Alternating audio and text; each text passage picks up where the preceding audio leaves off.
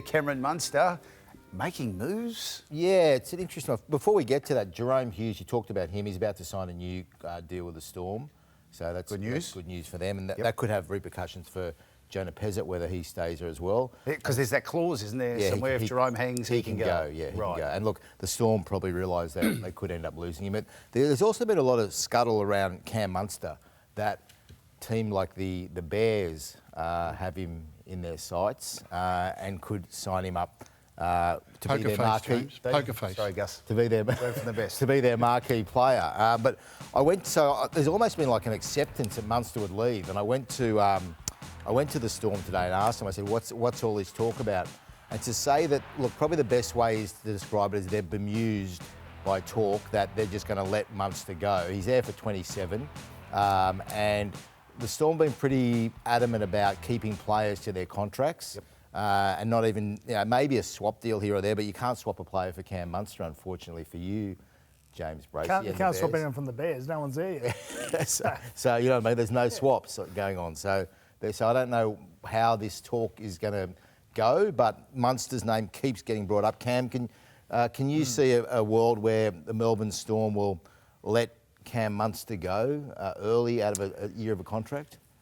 No, I can't, Denny. I think this is scuttle. This is all it is. Knowing Cam Munster and the type of person he is, not just the footballer, but the type of person he is, I think he'd like to stick out his time in the NRL as a one club player at the Melbourne Storm. I think he's built a great life down there in Melbourne around his football career. He's built a young family with his wife Bianca.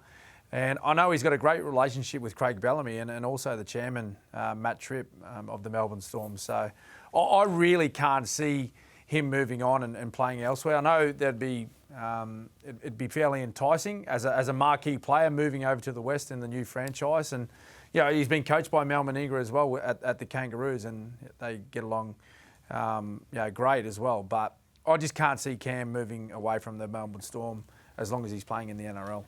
All right, moving on to topic number 2 as quickly as possible. You've got the Bulldogs here, so we just look at this bloke and away you go. Well, how did Bulldogs get in the scuttlebutt tonight?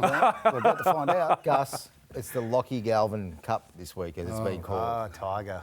You know that the media is going to be obsessed with this, people like me and others. Yep.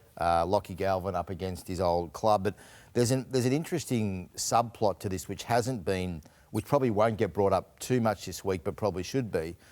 The Jerome Luai factor. Luai, obviously, at the Tigers, their massive signing, but he so could have easily been a Bulldog. And Gus, are you willing to share with us how close Jerome was to actually being at the Dogs?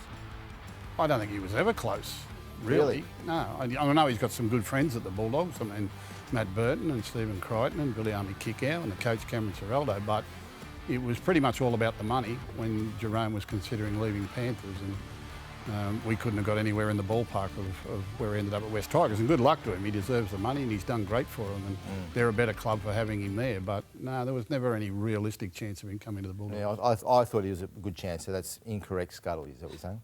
Well, it was incorrect scuttle at the time, yes. Okay. Which you've now repeated. So you've wasted 5 minutes of the scuttle tonight.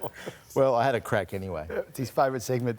Just quickly, can I go to Cam before we get kicked off? No, absolutely. Cam, I wanted to know, look, there's been a lot of talk about you and assistant coach of the Kangaroos, and where is that at? Because I keep on hearing that you're still a contender. Are you in or out, or are you hopeful or not?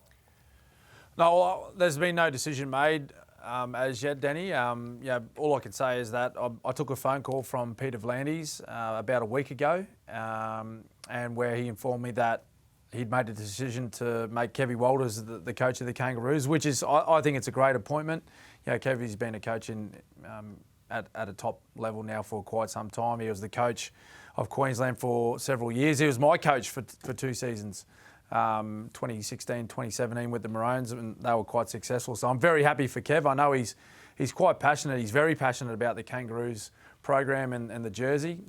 He was a tourist himself in a kangaroo tour, so I think he's going to do a great job. But as far as my role with the Kangaroos are concerned, I can't shed any more light on it. I haven't had any further discussions with Peter V'landys at all. As we know, he's the one that makes the decisions around these type of things. So I got to speak with him a bit further about what that role would look like and if I was the best person for it.